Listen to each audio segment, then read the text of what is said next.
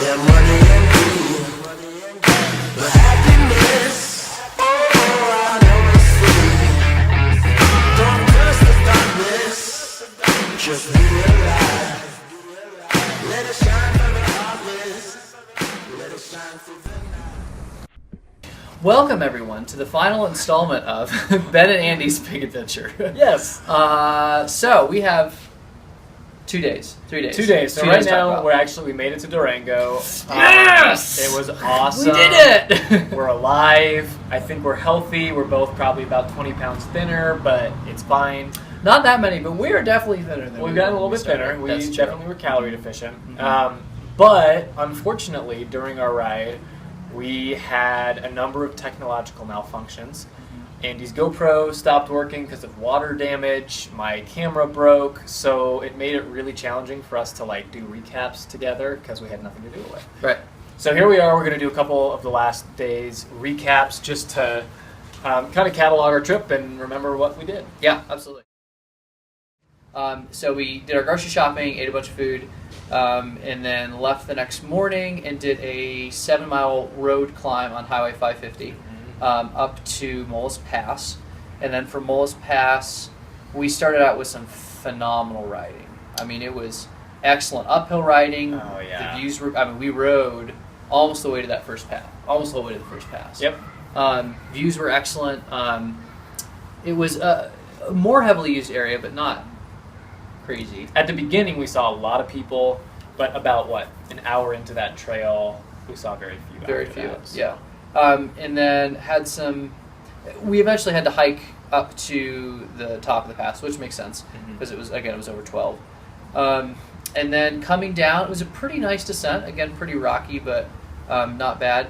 And then we hiked up for the next many hours, which was unfortunate, because we were really feeling like this was going to be, the last 2 days were going to be just some fantastic riding. We've been really bummed so far with the San Juans because we just hadn't ridden our bikes a lot, just a lot of pushing. And we had heard through various social media and other reports that the San Juans were this mecca for isolated alpine single track. Which is true.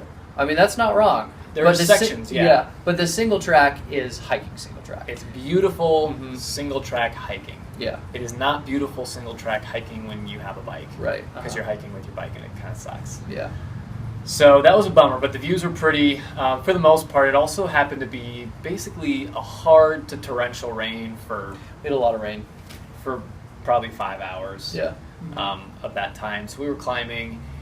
The trails were too wet to ride. A lot of the trails that we did get to were just super rocky, cheap trails, and it was so soggy. Yeah, we couldn't ride half of it until we got to it was probably 6 p.m. before we were starting to be able to ride again, and the rain let up.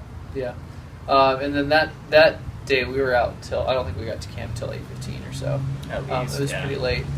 And then we woke up at 5 the next morning and had actually one of our best single track days, probably. We were tired, and so it wasn't necessarily our favorite day. At the beginning especially. We were both just drained, so we were on this great single track. I mean, we had 40-some miles that day, but those 40 miles had a lot of really awesome riding. Yeah, a lot of good riding. We were just both so beat up from the past 3 days of rain, hiking, thunderstorms. We didn't enjoy it to the level that we could have. Yeah. But it was, I would definitely, if you're looking to do just one segment of riding with beautiful views, some pretty good riding, some hike bike, I would definitely recommend segment 27 and 28 of the CT. They were pretty great. They were cool. But it was, we had some really neat ridge riding on segment 27 for about 10 miles of just very pretty mellow, all rideable terrain, all just about all rideable. Segment 28 had some. No, it was the end of segment 27 had some bigger climbs that were hike bikes at the end, but again, really pretty. Parts of it were rideable. And that was probably where we had our worst thunderstorms, where we were in it. The previous day, we had thunderstorms kind of all around us.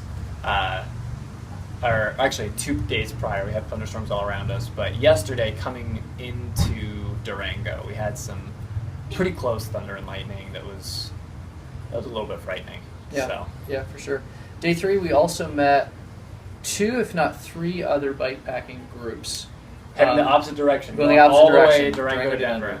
Mm-hmm. And that was pretty cool because they were all really pumped we made it. They wanted to hear reports about stuff. Mm-hmm. It was kind of cool to be the experts. Right, yeah. That's had a lot of questions for us, and we were both tired, but we were like, yeah, this is cool. We did this. Yeah. And they acknowledged that, which was it was fun. I think the last segment finally felt like we had actually done this thing. Like we'd accomplished something. And what was nice too is we got to the last pass and we weren't sure that we were at the last pass, and that's where we met some bike packers and they were like, "Yep, you're there. It's pretty much downhill. You have a little climb at the end, but basically you guys are there." Yeah. And we were like, yes. "Thank goodness." There was lightning rolling in, and we were like, "We don't even care. We're going down. We're just going down. We're getting to Durango." So. Yep, we're rolling in Durango. The trailhead at about 5, maybe a little before that. Yep. And then got down here, actually into town in Durango, 5:15, 5:30, something like that. Yeah, it's a nice, easy downhill ride all the way into, what was it? Are we north Durango right now? We're in south Durango. Oh, in south. Okay, Yeah. so yeah, we rode It's from north to way. south, and it was basically all downhill. So, Mm-hmm. pretty cool. Yeah, great.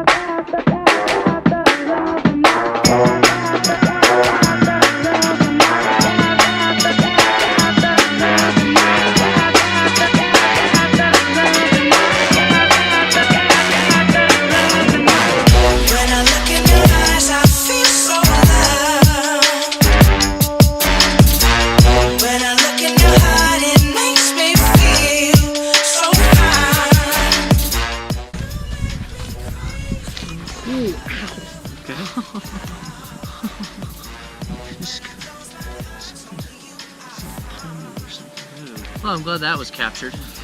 Thanks for tuning in. I'm probably not going to put that in there.